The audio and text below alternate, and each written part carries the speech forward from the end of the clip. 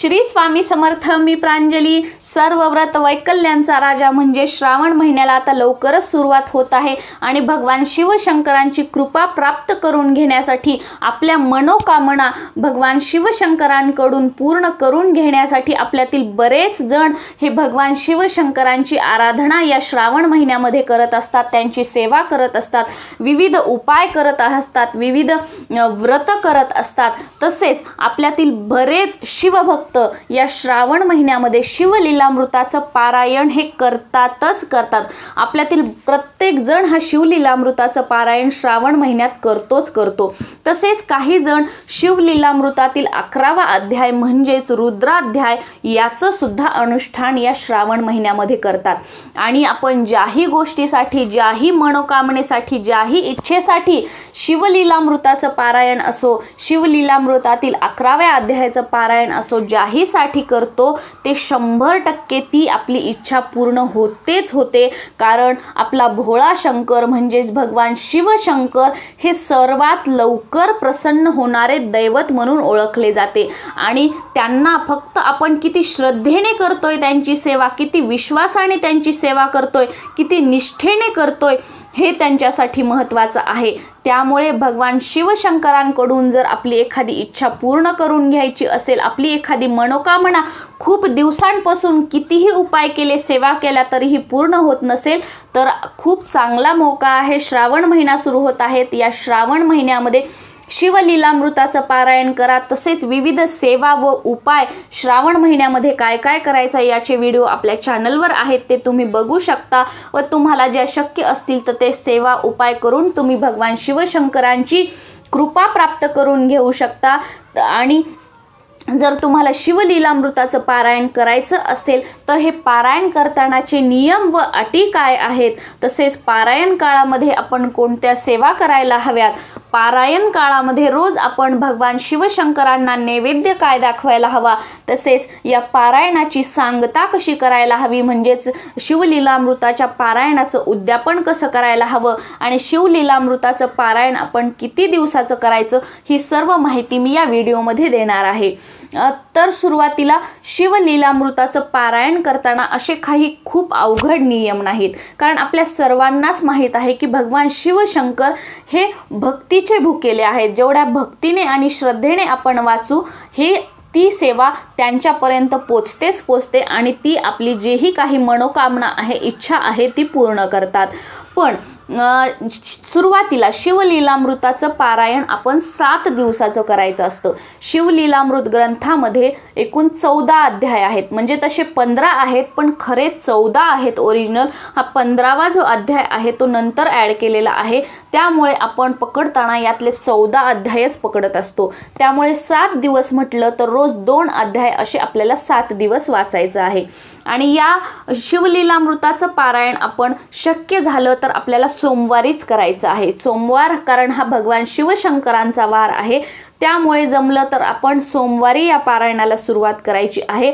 पण हा पूर्ण श्रावण महिना खूप पवित्र आहे, त्यामुळे या श्रावण महिन्यामध्ये अगदी तुम्ही श्रावणाच्या सुरुवातीला पहिल्या दिवशीही या पारायणाला सुरुवात करू शकता किंवा या पूर्ण श्रावण महिन्यामध्ये तुम्हाला जेव्हा शक्य असेल तेव्हा तुम्ही या शिवलीलामृत ग्रंथाचं 7 दिवसांचं पारायण करू शकता. 7 दिवसांचं पारायण केलं म्हणजे रोज 2 अध्याय वाचावे लागतात, म्हणजे 7 दिवसांचं पारायण होतं.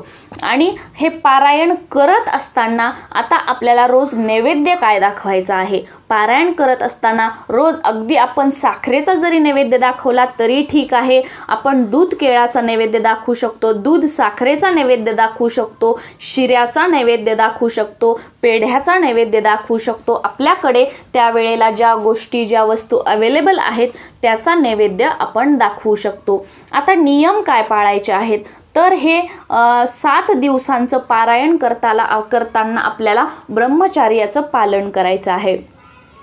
गुरुचरित्राच्या पारायणासारखं हे पारायण करताना जमिनीवर झोपायचं नाही, बेडवर झोपायचं नाही, असं काहीही नाही. आपण कुठेही झोपू शकतो, बेडवर झोपू शकतो, खाली झोपू शकतो, असं काहीच नाही. पण एवढं मात्र आहे की पारायण करताना आपल्याला परान्न घ्यायचं नाही. परान्न म्हणजे काय? दुसऱ्यांच्या घरी जेवण करायचं नाहीये. कारण पारायण काळामध्ये जर आपण परान्न घेतलं तर जीही काही आपण सेवा केली आहे, जीही काही आपण आराधना करत आहोत, याचं पुण्य त्या समोरच्या व्यक्तीला मिळतं असं म्हणतात. त्यामुळे पारायण काळात कोणतंही पारायण असू देत, पारायण काळात कधीच परान्न घ्यायचं नाही. पण हां ठीक आहे, आता ज्यांचं ऑफिस आहे, ज्यांना खूपच अर्जंट आहे ते घेऊ शकता. पण किमान मग जेवण झाल्यानंतर आपल्या त्या ताटाखाली किमान 11 रुपये तरी ठेवा. मग असं पण शक्य तुम्ही असं जबर म्हणजे खूप कारण नसतानाही तुम्ही असं दुसऱ्यांच्या घरचं अन्न पारायण काळामध्ये घेऊ नका. तिसरी गोष्ट म्हणजे पारायण काळामध्ये जर सुतक असेल, जर पिरियड्स असेल, काही असेल तर पारायण करायचं नाही. या वेळेला पारायण स्टॉप करायचं आणि ह्या सर्व गोष्टी जेव्हा तुमच्या संपतील त्यानंतर नव्याने पारायण करायचं आहे.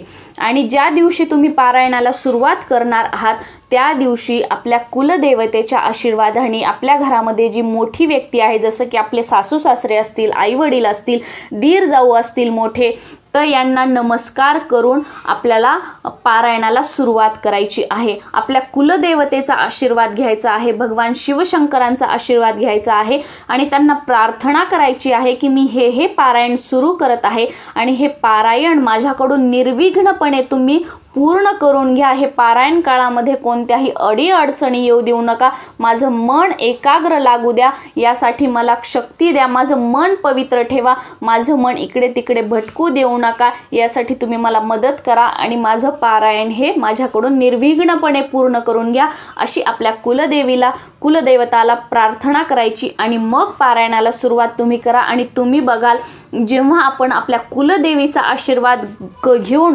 पारायणाला सुरुवात करतो तेव्हा म्हणजे त्या पारायणामध्ये आपलं मन एकाग्र होतं. कारण बऱ्याच वेळेला बघा आपण पारायण तर खूप उत्साहात सुरू करतो, पण जेव्हा 3रा दिवस येतो, 4था दिवस येतो, 5वा दिवस येतो तेव्हा आपल्याला जांभळ्या यायला लागतात. पारायण करण्याची इच्छा होत नाही, असं वाटतं अरे बापरे अजून किती राहिलं. तर जेव्हा आपण आपल्या कुलदेवीचा आशीर्वाद घेतो तर त्यावेळेला अशा गोष्टी होत नाहीत. त्यामुळे कोणतंही पारायण सुरू करताना आपल्या कुलदेवीचा, आपल्या ग्रामदेवतेचा, आपल्या वास्तुदेवतेचा आशीर्वाद नक्कीच घ्या आणि त्यांना विनंती करा की मी जे पारायण करत आहे ते माझ्याकडून निर्विघ्नपणे पूर्ण करून घ्या. आणि तसं तर पारायण करताना नॉनव्हेज खायचं नसतं, पण हा श्रावण महिना आहे, आपण प्रत्येकजण श्रावण महिन्यामध्ये नॉनव्हेज वर्ज करतो, त्यामुळे हा तर काही प्रश्नच नाही की नॉनव्हेज खाण्याचा.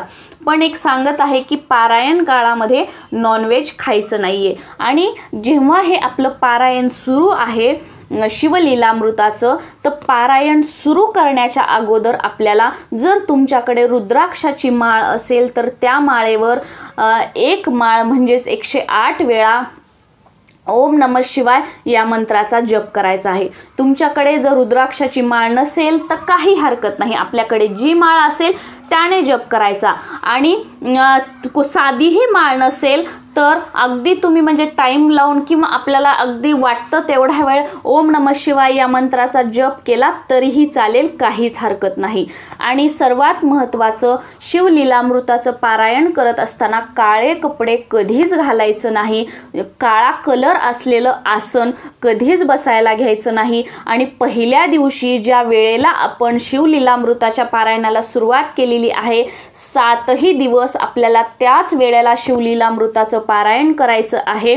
आणि बसायला ती एकच जागा ठेवायची आहे आणि एकच आसन आपण पारायण करताना घ्यायचं आहे. आणि आपलं पारायण झाल्यानंतर म्हणजेच ते 2 अध्याय रोजचे वाचून झाल्यानंतर ते जे आसन आहे त्या आसनाला नमस्कार करायचा आहे आणि ते आसन उचलून ठेवायचं आहे. तसंच आपल्याला या पारायण म्हणजे जे आपण पारायण काळामध्ये पारायण करतोय त्यावेळेला जर श्रावणी सोमवार आला, श्रावणी सोमवार अर्थात येणारच, तर त्या दिवशी आपल्याला तुम्ही जर रुद्राभिषेक करणार असाल शिवपिंडीवर तर रुद्राभिषेक करायचा आहे. तुमच्या सोमवारच्या ज्या सेवा आहेत त्या सर्व सेवा करायच्या आहेत. मग इतर दिवशी फक्त आपण रोजची देवपूजा केली आणि त्यानंतर आपल्या पारायणाला सुरुवात केली तरीही काही हरकत नाही, तो एकच टाइम ठेवायचा आहे. आणि पारायण सुरू असताना दिवा आणि अगरबत्ती सुरू असायला हवी आणि पारायण करताना साईडला एक पाण्याचा ग्लासही तुम्ही ठेवू शकता। पारायण झाल्यानंतर घरातील सर्वजण ते पाणी पिऊ शकता आणि त्यातील थोडंसं पाणी आपल्या पूर्ण घरामध्ये आंब्याच्या पानाने किंवा फुलाने शिंपडवू शकता। याने आपल्या घरामध्ये जी काही निगेटिव्हिटी आहे, नकारात्मक ऊर्जा आहे, ती नष्ट होईल। आपल्या घरामध्ये जसं की चिडचिड, आजारपण हे पण आहे तेही नष्ट होईल। रोज आपल्याला पारायण झाल्यानंतर न चुकता आरती करायची आहे, नैवेद्य दाखवायचा आहे आणि शिवलीलामृत पारायणाची सांगता म्हणजेच उद्यापन करायच्या दिवशी आपल्या घरात जोही काही आपण स्वयंपाक केलेला आहे किंवा करणार आहोत तोच स्वयंपाक, त्याचाच नैवेद्य आपल्याला त्या पोथीला दाखवायचा आहे।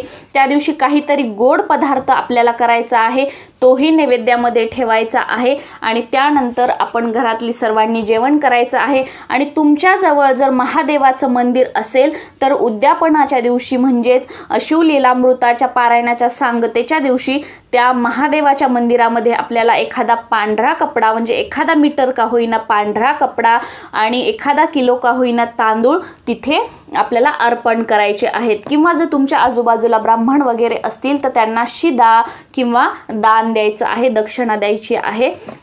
अशा प्रकारे अगदी साध्या आणि सोप्या पद्धतीने शिवलीलामृताचं पारायणाची सांगता आपण करू शकतो। काहीही यामध्ये अवघड नाहीये आणि खूप अवघड असे या पारायणाचे नियमही नाहीयेत, अगदी साधे आणि सोपे नियम आहेत। या नियमांचं पालन करा व आपल्याला शक्य झालं तर या श्रावण महिन्यामध्ये जमेल तशी भगवान शिवशंकरांची सेवा करून तुम्हाला हवं असेल तर या शिवलीलामृत ग्रंथाचंही आपण पारायण करू शकतो। तसेच या शिवलीलामृत ग्रंथाचं पारायण सुरू असताना आपण शिवलीलामृतातील 11व्या अध्यायाचीही नित्यसेवा जर आपण करत असू तर तेही आपण वाचन करू शकतो आणि इतरही ज्या आपल्या काही नित्यसेवा आहेत या पारायणासोबत आपण त्याही करू शकतो, काही हरकत नाही। श्री स्वामी समर्थ।